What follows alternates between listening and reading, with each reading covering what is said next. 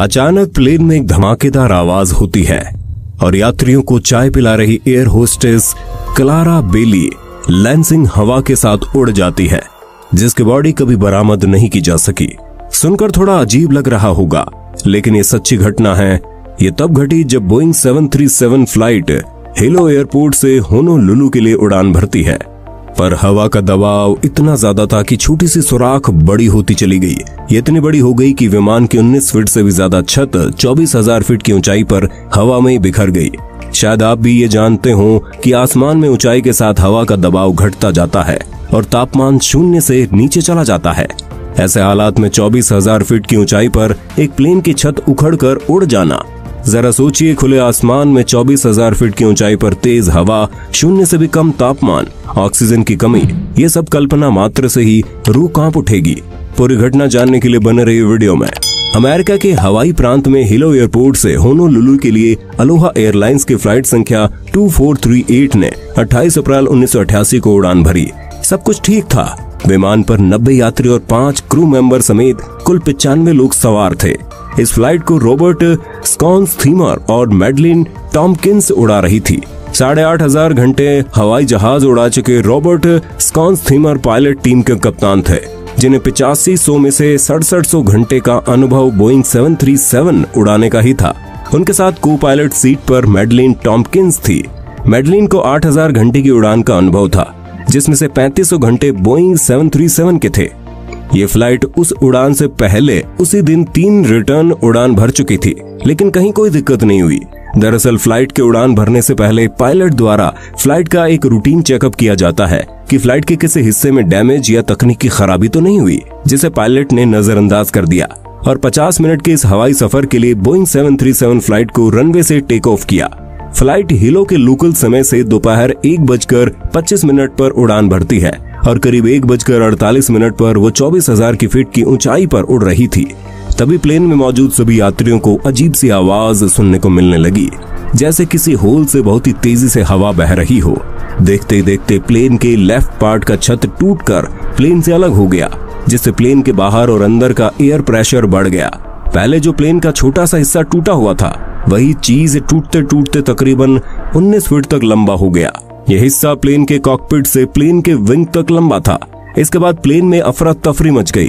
हुआ यूं कि उड़ान से पहले फ्लाइट में एक छोटी सी सुराख थी, पर हवा का दबाव इतना ज्यादा था कि छोटी सी सुराख बड़ी होती चली गई और विमान की 19 फीट से ज्यादा छत हवा में बिखर गई। पहले पायलट को समझ नहीं आया कि हुआ क्या है।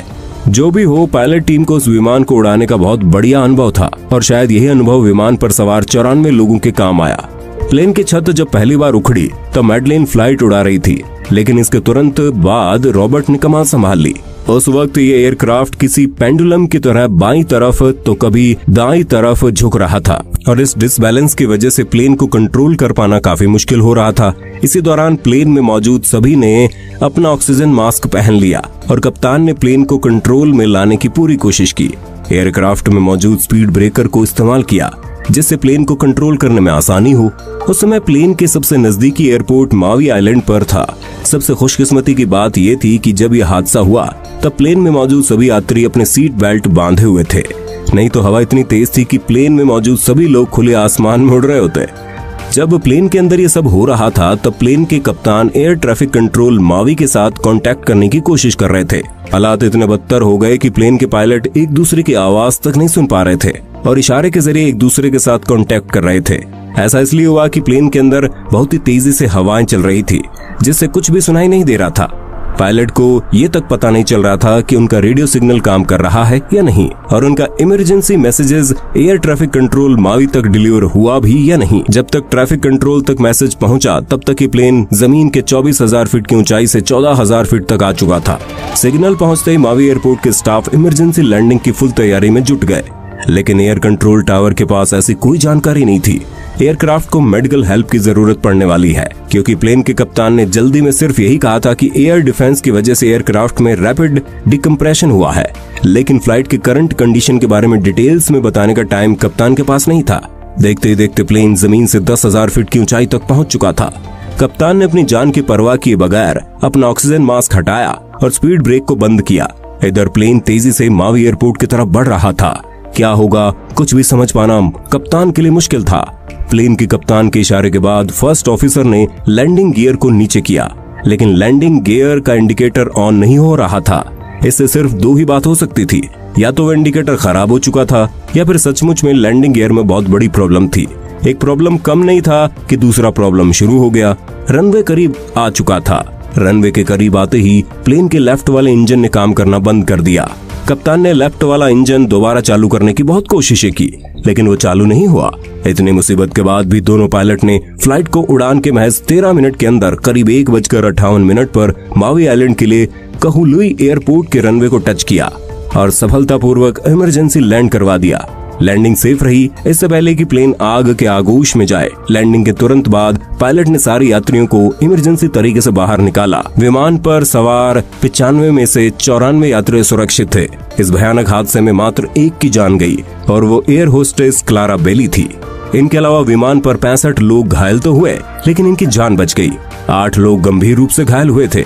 जिस एयरपोर्ट पर विमान उतारा गया वो एयरपोर्ट इस तरह के हादसे के लिए तैयार नहीं था, इसलिए यात्रियों को तुरंत अस्पताल ले जाने में बड़ी परेशानी हुई। हालांकि हादसा तकरीबन 15 मिनट लंबा था, लेकिन ये 15 मिनट फ्लाइट पर सवार यात्रियों के लिए 15 युगों के बीत जाने जैसा था। यात्री गेल यामामोटो ने जांच के दौरान बताया कि उन्होंने फ्लाइट में चढ़ते वक्त ही एक दरार देखा था, लेकिन इसके बारे में किसी को बताया नहीं। हादसे की जांच के बाद अमेरिका के नेशनल ट्रांसपोर्टेशन सेफ्टी बोर्ड ने अलोहा एयरलाइंस को इसके लिए दोषी पाया, जिसने 19 साल पुराने विमान की ठीक से जांच परख के बिना इसे उड़ाने की इजाजत। जांच में विमान मेंटेनेंस टीम को इसके लिए दोषी ठहराया गया। जांच में फेडरल एविएशन एडमिनिस्ट्रेशन को भी दोषी माना गया, क्योंकि विमान को ठीक से जांचे बिना क्लियरेंस देने के लिए उसकी जवाबदेही बनती थी। हादसे के बाद पुराने विमानों को क्लियरेंस देने के कई नियम कड़े कर दिए गए ताकि ऐसे हादसे दोबारा न हो। एक नियम यह आया कि 34,000 घंटे की उड़ान के बाद विमान का एयर फ्रेम यानी उसके पूरे ढांचे को उड़ान से हटा लिया जाएगा। दोस्तों, आपको क्या लगता है इस पूरी घटना में सबसे ज्यादा गलती किसकी थी? क्या उस शख्स की जिसने फ्लाइट में चढ़ते वक्त उस दरार को देखकर भी अनदेखा किया, या फिर मेंटेनेंस टीम की, या फिर कम समय में अत्यधिक उड़ान की थी? आपके नजर में जो भी हो हमें कमेंट में बताइए।